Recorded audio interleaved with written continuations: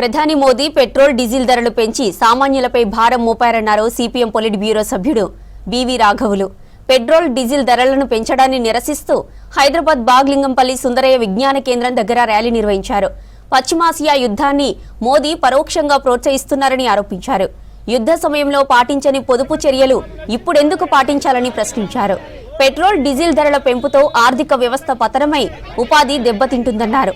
ఉత్పత్తికి ఆటంకమయ్యే సలహాలు ప్రధాని ఇస్తున్నారని మండిపడ్డారు. పెంచిన పెట్రోల్ డీజిల్ గ్యాస్ ధరలను తగ్గించాలని డిమాండ్ చేశారు.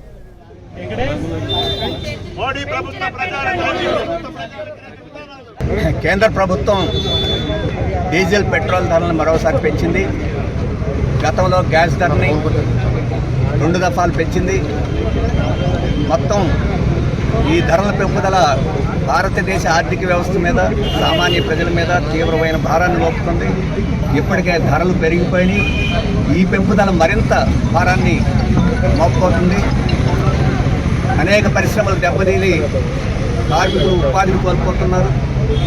ఇంత తీవ్రమైన దుర్భరమైన పరిస్థితిని ఈరోజు మోడీ ప్రభుత్వం ప్రజల మీద రుద్దింది. అదేమంటే మధ్య ఆసియాలో, పశ్చిమాసియాలో యుద్ధం జరుగుతుంది కాబట్టి మీరు పొదుపు చర్యలు చేయాలని చెప్పేసి చెప్తూ వచ్చారు. మేము అప్పుడు చెప్పాము, ఈ పొదుపు మంత్రం ఎందుకు జరుపుతున్నారంటే పొదుపు మంత్రం చెప్పి మీరు పొదుపు పాటించడం లేదు కాబట్టి మేము ఛార్జీలు పెంచుతున్నామని చెప్పి సాగుగా ఆ రోజు చెప్పారు. మేము చెప్పింది నిజమైంది. ఇప్పుడు ధరలు పెరిగినాయి. ఈరోజు నేరం చేసిన వాడు ఒకడైతే శిక్ష వేసేది ప్రజల మీద కనపడుతుంది.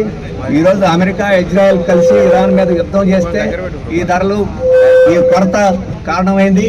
ఆ యుద్ధం ఆగితే మరుక్షణంలోనే ఈ ధరలన్నీ పెంచాల్సిన అవసరం లేకుండా పోతే సంక్షోభం పోతే. ప్రధానమంత్రి మోడీ గారు యుద్ధ నివారణకు చర్యలు తీసుకోవడం మానేసి, అమెరికా, ఇజ్రాయెల్ను ఖండించడం మానేసి, వారి మీద ఒత్తిడి తీసుకొచ్చి ఇప్పుడు దిగ్బంధనం ఏదైతే అమెరికా చేసిందో ఆ దిగ్బంధనాన్ని లేకుండా చేస్తే ఈ ధరలన్నీ పడిపోతాయి.